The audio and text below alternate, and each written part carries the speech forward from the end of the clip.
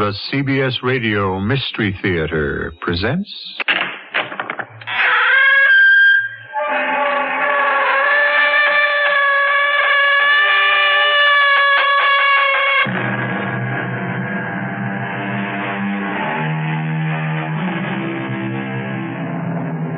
Come in.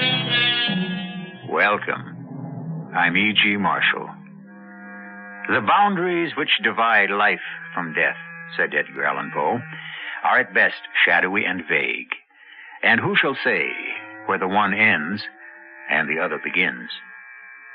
Who indeed? Certainly not Mr. Poe when he wrote those sentiments over 100 years ago. And how curiously modern they seem today. Where does life and death begin? And who is to judge? What makes you so sure of yourself, sir? I know what I believe. I know how I was raised. I know my attitude toward life. Is that so? And do you consider yourself a moral, upright, honest man? And with all modesty, I would say yes. Well, I've only known you for these past few minutes, but I'll make a bet that I could make you cheat on your wife, steal from your boss, and even commit murder during the next 48 hours.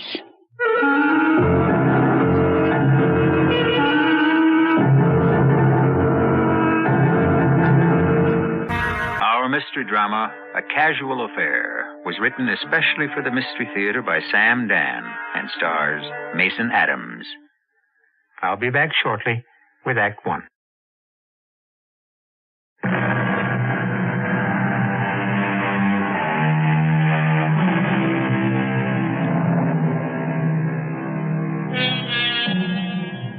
The traveling salesman used to be very much a part of the folklore of America.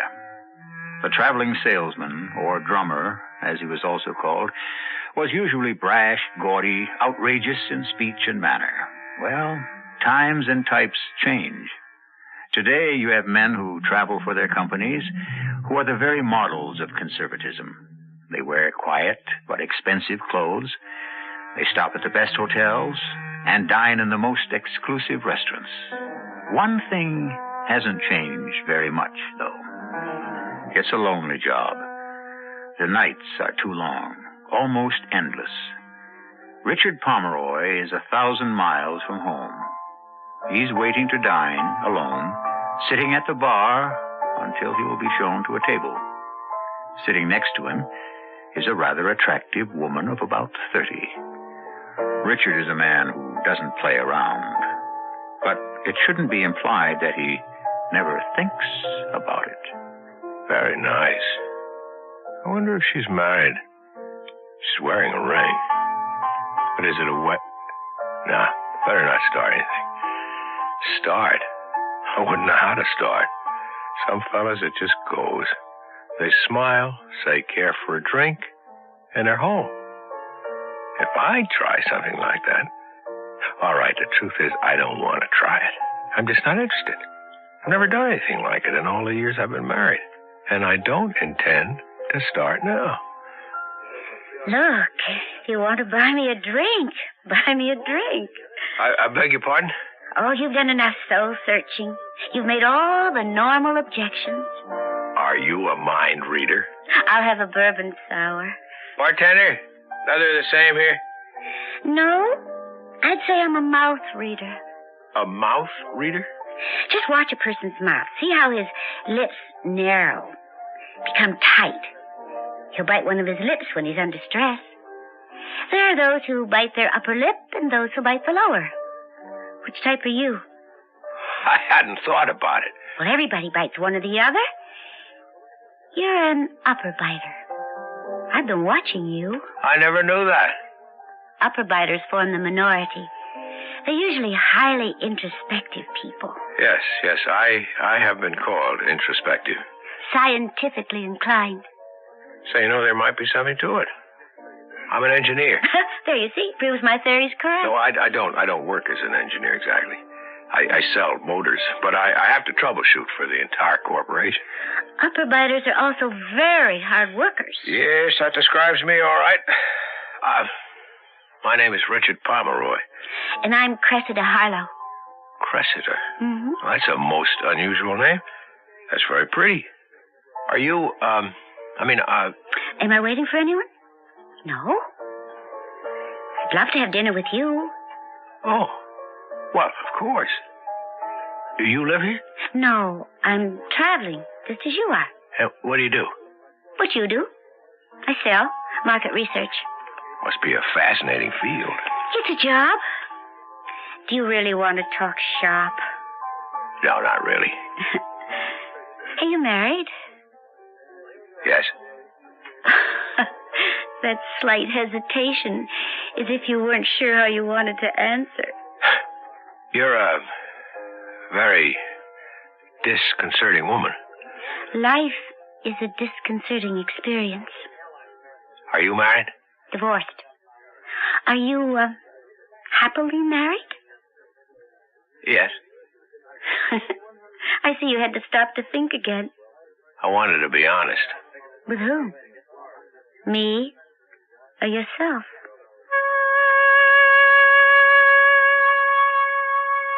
Right now I should run.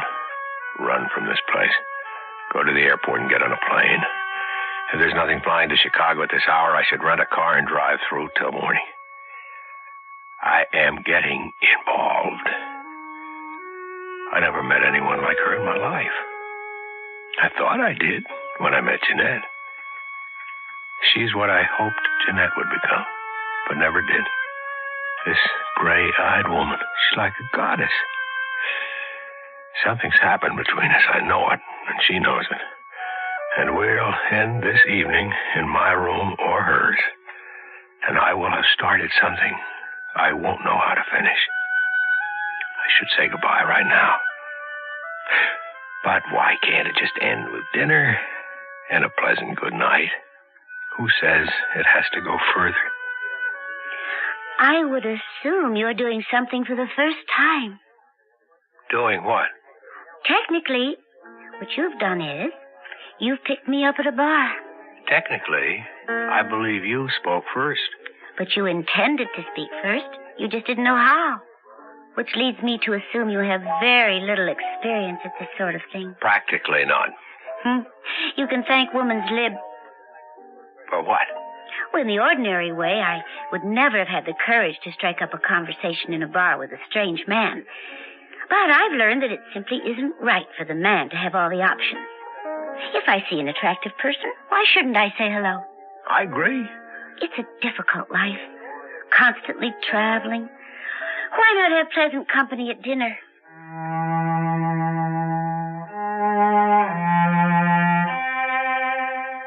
Dinner was wonderful. I'd never felt so happy, so excited, so filled with anticipation. She looked more lovely with every passing minute. And I realized it was no longer a question of should I, shouldn't I, but that we would just let things take their proper course. And they did. Our hands met and clasped across the table, and we looked deeply into each other's eyes. The moment had arrived, and the movement was automatic. We kissed. It was a light, brief brush of the lips, but it was a promise of what was to come, of what had to be. The following morning, we had breakfast together at the hotel. And where will you be going today? Indianapolis, Indiana. Did you know that's the only major city in the United States that isn't on a river? No. Oh, you have a wealth of knowledge. Trivia. Do you know why, darling? Tell me, darling. Because till now I had nothing better to occupy my time. But now I have you. Mm. And where are you going? Chicago. Richard, is this goodbye? Do you want it to be? Well, can you ask me that after last night? When can we meet again? Whenever you say. But, darling. Yes? How? How? We can meet whenever we want each other or need each other. All we have to do is board an airplane. But, darling. It's another way of looking at the world, Richard. You see, Till now, the traveling each of us does was a job. But now it's a joy and a deliverance. It enables us to come together. But I don't see how we... Meet me in San Francisco on Friday. I have no reason to go. Oh, yes, you have. I'm the reason. I'm sure there are motors which aren't functioning to your complete satisfaction in the San Francisco plant. True. I'm never really satisfied with our manufacturing process. Of course. And my company always has clients who need extra service. Till Friday, darling. Till Friday?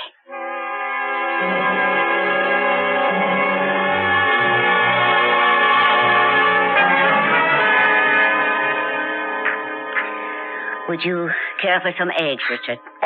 No, thank you, dear. The Carlins have asked us to dinner. Oh, that's good. I like George and Marie. I know you do. Therefore, I accepted without consulting you. Without consulting me? Mm-hmm. Really, Janette, you make it sound as if I'm your lord and master, without whose permission you are scarcely permitted to breathe. Well, Richard, it's just that you travel so much. I told you, you are in complete charge of social arrangements. Very well. Dinner at 8. Good. Friday night. We can't go. What? I'm sorry, Janette. Really, I'll be out of town on Friday. It's all right. The Carlins will understand. It's something everybody understands today. The demands of a man's job. Yeah, Janette, darling, this trip is absolutely necessary. I assume it is. You see, the Q series of motors, the ones that power the operating arm of... Whew. Oh, boy, I'm not supposed to talk about it. I'm sure I couldn't hope to understand. No. I'm not even supposed to say I'm working on something top secret either. Even that's top secret. Richard. Huh? Richard, where will you be going Friday? Where? San Francisco. Do you suppose I could go with you? You want to come with me? Yes. Oh. Well, I would think that you had a million things to do. That is, you usually have. Why shouldn't I come to San Francisco with you? Well, you'd be bored silly. The truth is, I'm bored silly here at home. We could have so much fun in San Francisco. Well, yeah, but I'm not going there to have fun. I'll be in meetings all day, and they usually run through dinner. I understand, but we could have Saturday and Sunday. There's so much to do and to see. The truth is, darling, we won't have Saturday and Sunday. See, the reason I'm going Friday is to watch the production line in operation, and that leaves me the weekend when the line is down to make whatever alterations that I feel. Yes, I understand. I'll be at it straight through. I'll be lucky to finish on Sunday night. Oh. And Monday, of course, I have to be at the office, so what kind of weekend would that be for you? Well, another time. Of course, another time. It was the first time I'd ever lied to Janette. I was sorry. Felt badly. As a matter of fact, I was still feeling badly at dinner Friday night in San Francisco with Cressida. You have a guilty conscience. Well, how did you know? This is the first time for you again, isn't it? Yes, how about you? Me? Weren't you married? Oh, we grew tired of each other. It had to happen. What do you mean? Well, you change every day. If you're honest, you admit it. But most people don't. They try to hold on to what they were, what they had. So they harden into a mold. And be happy you're breaking out of yours, Richard. I am not sure I follow that. Oh, but you do. You and your wife. You're no longer the same people you were when you met and fell in love and married, are you? No. Then why do you try to hold on to it now? Live now. Love now. Make no promise you cannot keep. Cressida, I promise you. No. You love me now. It's enough. I've never really lived for the moment. But the moment is all there is. I could never give you up. Think, Richard. Didn't you once say something like that to the woman you married? Yes, I may have. But this time I mean it. I could never give you up. But you never know, Richard, darling. The time may come when you can't wait to get rid of me. Never. Never is a long time, Richard.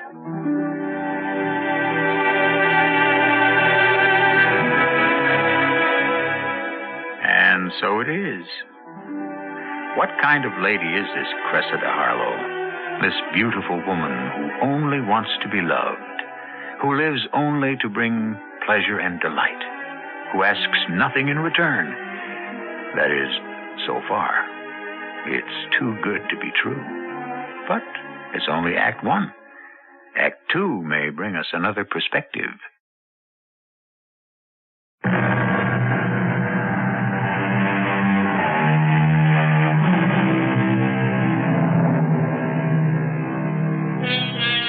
Well, here we have Mr. Richard Pomeroy, an engineer. We mention his profession because engineers are, as a group, serious, sober-minded fellows who weigh and measure and who deal in the sciences. A conservative group, to say the least. Mr. Pomeroy has been married for some 15 years to a very quiet lady, and suddenly he has strayed off the reservation. He has been absolutely knocked off his feet by a woman named Cressida Harlow.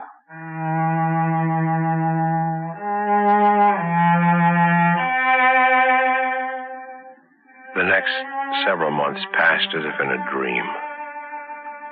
A dream of paradise. Each of us had jobs which allowed us unlimited, unquestioned travel.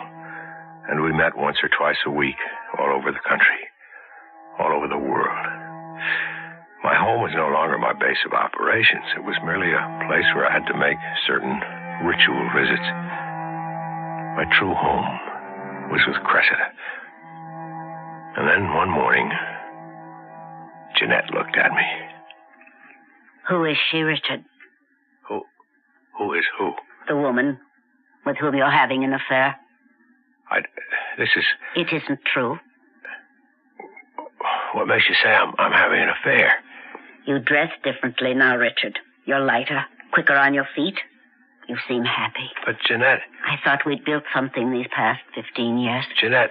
Something that would sustain us. But I suppose that...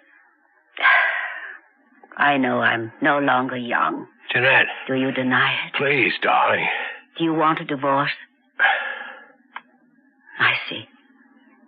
You're not that sure of her. What does she want, Richard? You make a very good living, but you don't have what could be considered real money.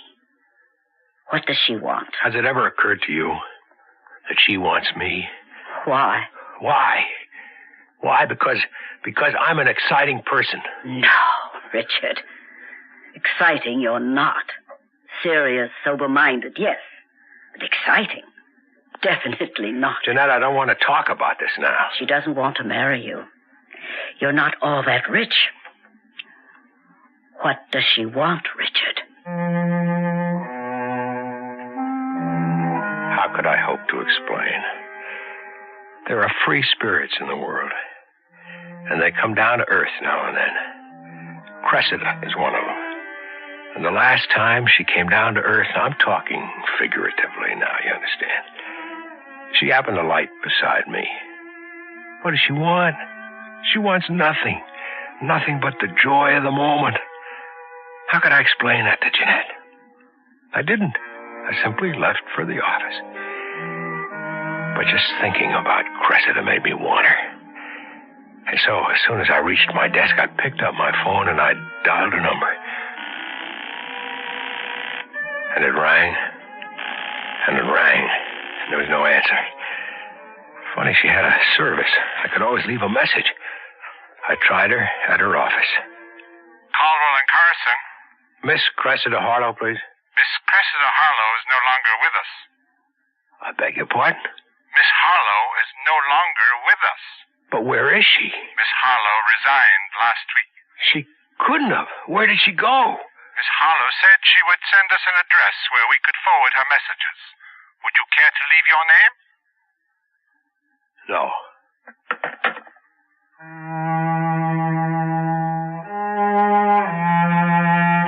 I was stunned, shocked. I couldn't imagine what had happened or why. How could she just disappear? I know she had said it would be over one day, but like this, so abruptly? But before I could think it through, I became aware of a man standing next to my desk. How'd you get in here? I walked in. Who are you? I think I better close the door. What makes you think you can just barge in here? Okay, let's get with it. Never mind how I got in here and what you think you can do about it. I want you to do me a favor. Who are you? You'll be going to Paris next week. Who will be going to Paris? You got to check out the motors in the French factory. I refuse to hear another word. You have no right to be in here. We're engaged in government contracts. You can get in a lot of trouble. I'm going to call a guard this minute. Yeah, you do that. You call a guard, and I'll show him this picture. What? And then I'll show him this one. I see. You're not going to call a guard. That's very good thinking. Where did you get those? The guy who took these photos, isn't he just terrific? He calls it a pictorial essay. Here's you and this gorgeous dame sitting so cozy in this nightclub, and here are you, Romeo, leaning across the table to give her a great big kiss. End of Act 1. Act 2 takes place in the hotel. Where did you get... How did you... Go ahead. Tear them up. We have the negatives. This is... Words fail you, huh? Well, they should.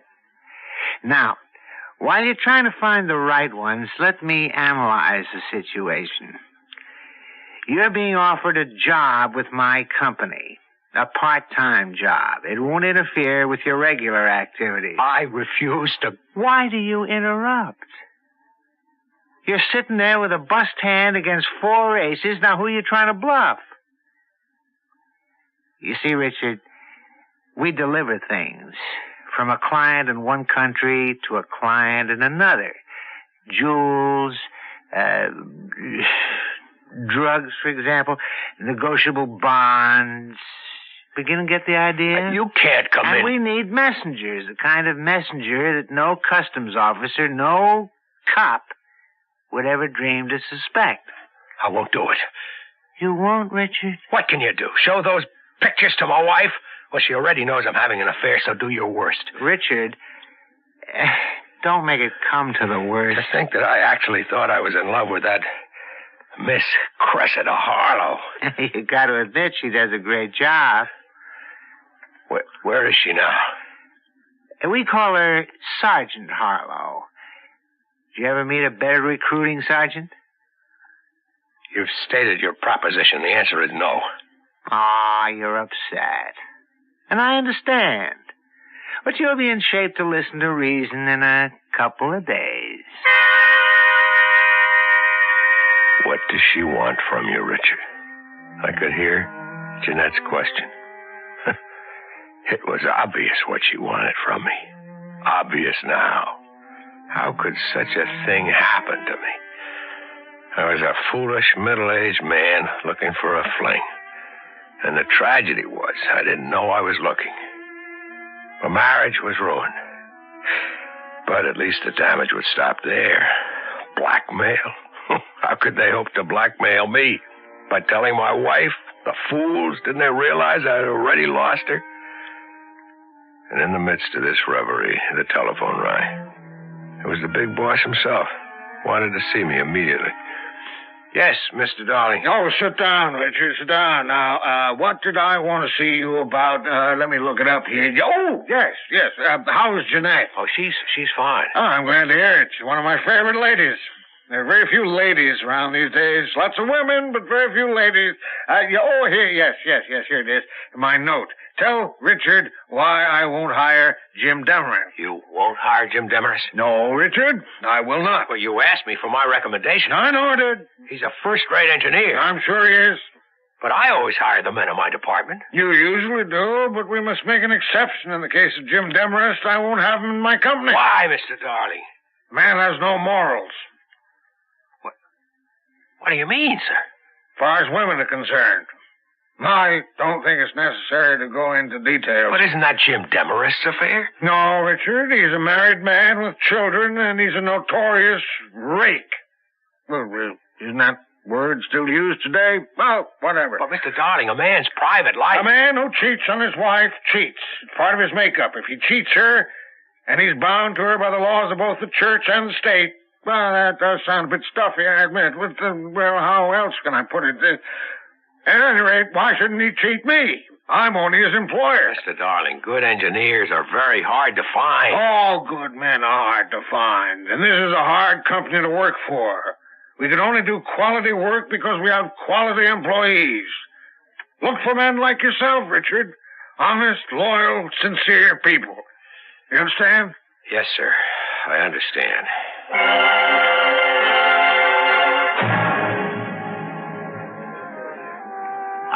Mind if I join you? Yes, I do. I'll even pick up the tab. Ooh, it's a nice little joint here. How's the food? I told you I wouldn't have anything to do with your... Now, let me tell you how it works. What works? The switch.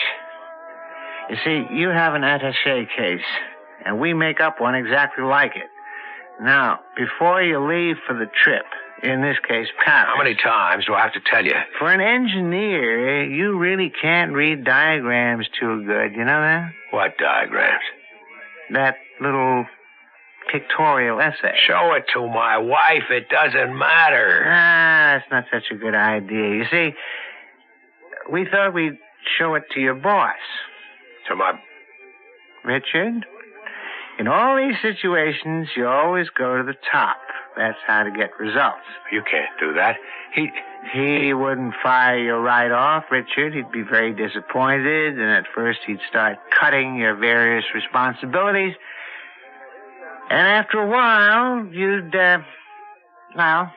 just have to resign. What do you want from me? Just listen. You have this attaché case.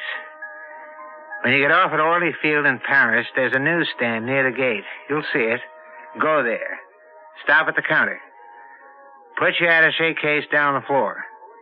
You'll be looking at the newspapers. A man will come over and stand next to you, and he'll have a case just like yours. He'll put it down next to yours. You don't do anything. When he leaves, he'll pick up your case instead of his. Then you pick up his and be on your way. Paris. I really have no reason to go to Paris. Find one. We have a customer who has to send some merchandise. But you can't... Richard, we've been through it all. But Paris, I'd have to convince my boss... Convince him. Listen, there's one thing you don't seem to take into consideration. Yeah? Me. My personality. All right, you can force me to do this, sure. Who would suspect me? No one ever has. That's because every time I travel, I have nothing to hide. But this time I'll have guilty knowledge. I'll be nervous. I'll excite suspicion. Well, you just have to stop being nervous. I can't control that. I might easily be arrested. Well, that's always possible. They'll get me to talk. What can you tell them? I'll tell them about you. You don't even know my name. I could describe you. I deny it. But my description used with other information could be just what they need. That's true. I wouldn't worry about it. Look, I'm just trying to explain. I said not to worry, Richard. Things will never get that far. If it looks like the cops are getting wise to you, you'd never even get a chance to talk. We'd knock you off first. And that parting shot certainly had the ring of conviction, didn't it? It doesn't get better for poor Richard, does it? Of course, he could have avoided this entire problem by not speaking to a beautiful stranger in a bar in the first place. But I'm sure he wouldn't appreciate this kind of moralizing. What he needs is a way out. And what we need is a third act, which we shall produce for you in just a few moments.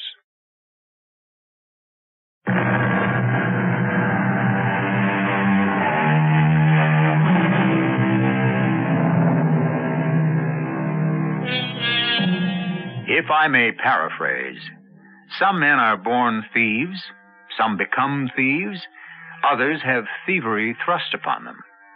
Does it matter if the fault is in our stars or in us?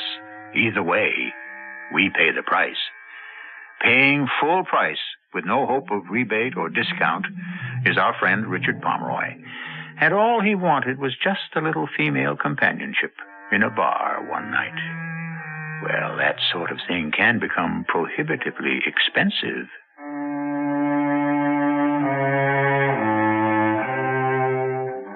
I walked about in a daze. What was to become of me? I was a fool. But to be punished so severely.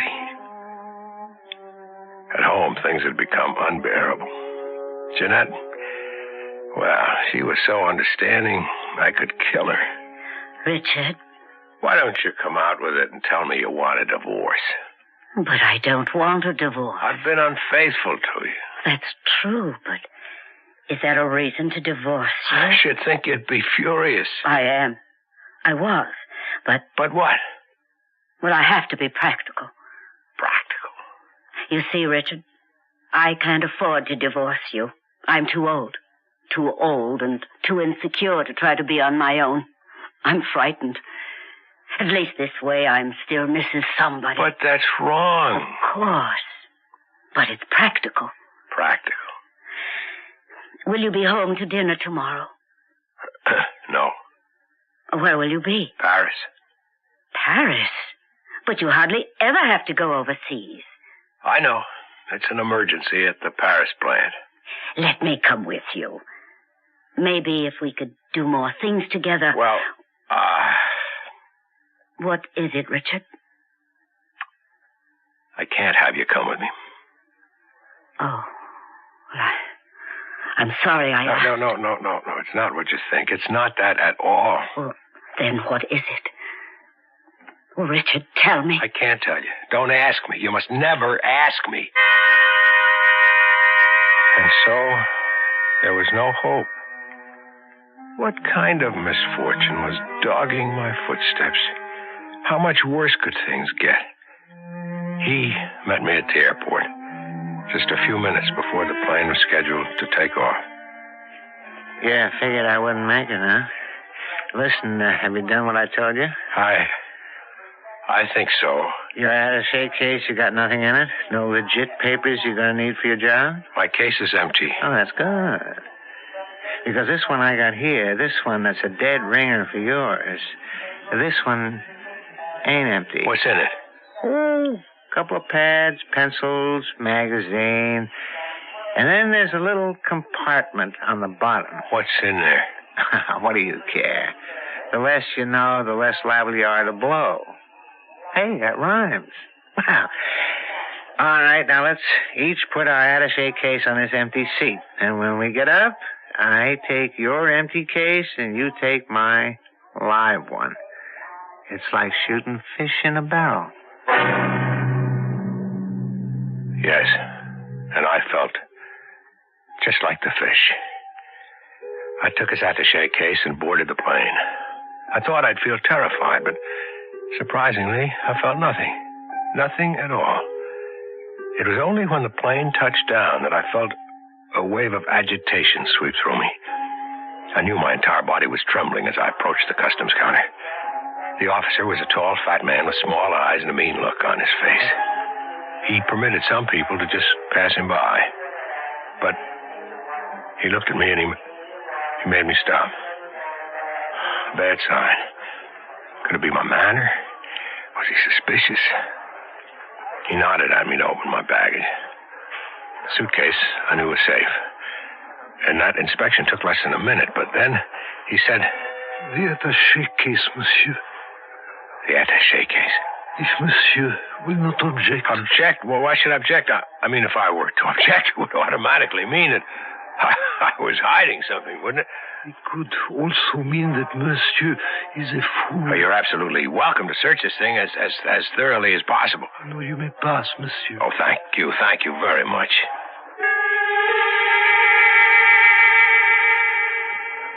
What was the matter with me? I was so nervous I couldn't stop jabbering. This particular customs officer took me for a fool. But another might really become suspicious. I almost forgot what I was supposed to do. And then I remembered. I walked over to the newsstand, pretended to be interested in some foreign papers. I was becoming more and more frightened. Suddenly, I became aware of a voice in my ear. Put that case down on the floor. You're holding it in your hand. And so I was, not just holding it, but gripping it, clutching it, hanging on to it as if my life depended on it.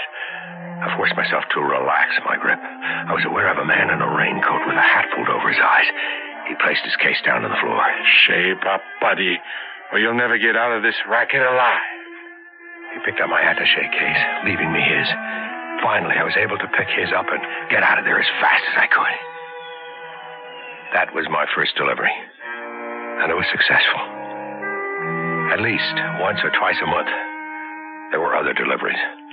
And although my face might have been composed and relaxed, each time I became more and more frightened. I didn't know how to escape. The great attaché case mystery. What did you say, Janette? I've decided to do something in my old age. I've decided to write mystery stories. Mystery stories? Why not? The best of them seem to be written by mature ladies. Well, what's this about an attaché case? Perhaps I should have said your attaché case. What about it? Well, I notice each time you return from a trip, you have a different one. A different what? A different attaché case. Well, they all look more or less the same, but not to me. You see, there are minute differences in size, in shade, in the amount of wear. Very trivial differences, but obvious to me. Ask me why. Go ahead. Why? I look at you very closely, Richard. I have nothing else to do. So I sit and I speculate. Where is he going and what is he doing? And at night, when you're asleep, that is the nights you're home, I sneak downstairs and examine those briefcases. Janette. Each briefcase has a secret compartment. Janette. And so, I could only deduce that my husband is engaged in smuggling. How did you ever figure that? I'll be honest. Actually, you talk in your sleep. Oh. Darling, let me help you. No one can help me. Oh, Janette, I'm so frightened. There are times when I could die of fright. You don't know what it is. Each time I carry that attaché case, I think I'll get a heart attack. Sooner or later, I'll be picked up and go to jail. I'll be disgraced for life. That is, if those people don't kill me first. Let me help you. Help me? How can you help me? We'll go to the police. No! Don't you think I thought of that? What good would it do? We could explain how you were trapped. In return for your cooperation, you'd be set free. It would probably never even be publicized. They can't help me. Even if I get some of them arrested, they could still make sure that Mr. Darling sees those pictures. What pictures? I didn't talk about those in my sleep, did I? No. They're pictures of me, photographs of me with that woman. Oh. And so now, I don't suppose... I'll save you, Richard. Janette, anything I say, it sounds so stupid. But I love you. I've been stupid, and I have been selfish. I know. But I love you. I haven't really shown it lately. That's true. What are we going to do? How are we... Let me do this, Richard. I have to do it alone. Do what alone? I'm going to the police. Before I knew what she was doing, she was out of the house. I didn't know what to think. Was she just playing with me? Was she going to turn me in? Was that to be her revenge? No, why did I even think that? But still, after the way I treated her, would she save me? I don't know how long I kept pushing it all around, but after a while she came home. It's fixed. Fixed? What do you mean, fixed? As far as you're concerned, it's all over. Over? Just like that? It will be over after your next job. How? You're not to ask. Just do the same thing you always do. But what's going to happen? You'll see. And I saw. I met him at the airport, as usual, and we chatted, as usual. And then, after each of us had set his attaché case on an empty chair... I must say, Richard, you're getting to be an old-timer. Is that so? Cool. That's you. Oh, really? First couple of times, I thought we were going to lose you. But you're like good wine, pal. You're mellow with age. You better beat it. You'll miss your plane. I picked up the wrong briefcase as usual. And just as I walked away, I turned around to look. I saw some men suddenly converge on him, and they just hustled him out of the terminal. The men did look like police, and I became frightened. Was this how Janette would help me? How would this stop them from sending the pictures to Mr. Darling? I worried about it all the way to Paris. And there at the newsstand, I set the attaché case down on the ground. And as usual, the man in the raincoat was waiting. And he picked up my attaché case. He hadn't gone 10 feet when a couple of gendarmes grabbed him. Janette. Oh, Richard, darling, you're home. Oh, do you know what happened? Both those men, they were arrested. That's right. Well, how does that help me? Mr. Darling is definitely going to receive those photographs. Oh, I'm sure he will. Do you know what that means? Yes. He'll kick me out. He won't tolerate that kind of conduct. I don't think he will. How can you say that? You know Mr. Darling. Mr. Darling has just received a letter from the police. A letter? I made sure of that, in which he is told that an attempt would be made to blackmail you. Certain photographs would be shown to him. Now he's going to get it from both sides. You see, he will be told that you were doing undercover work for the police, and that these pictures were made during the line of duty. Oh. And he is not to even mention it to you in any way. Richard? You sent for me, Mr. Darling? Yes. Richard, I think it's splendid that a private citizen, a civilian, should go out of his way to assist the authorities in undercover activities. Sir. No, I'm not supposed to say anything about it, but I want you to know that I appreciate what you've done for law and order and morality. Thank you, sir.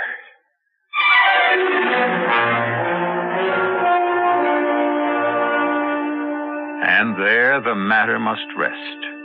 Undercover activities, indeed. I should tell you that Richard and Janette lived happily ever after.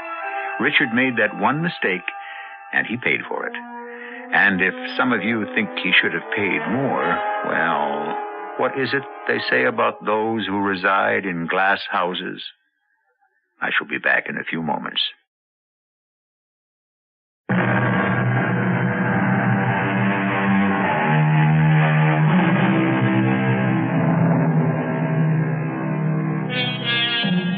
This has been a story about everyday people, non-heroes, people who have no great talent or ability, people who just get along as best they can from day to day, people who have virtues and vices, who range midway between the sinner and the saint.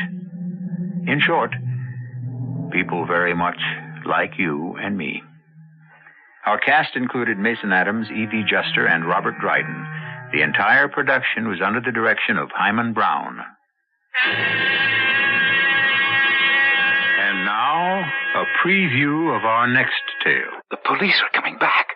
You better report it to them, Nicole. No, Josh. But if you love me and you want to marry me, say nothing. Let me do the talking. Mademoiselle, I see you waited. You didn't find the man you were chasing? No, as usual. He has given us this paper. Who is he? I wish we knew.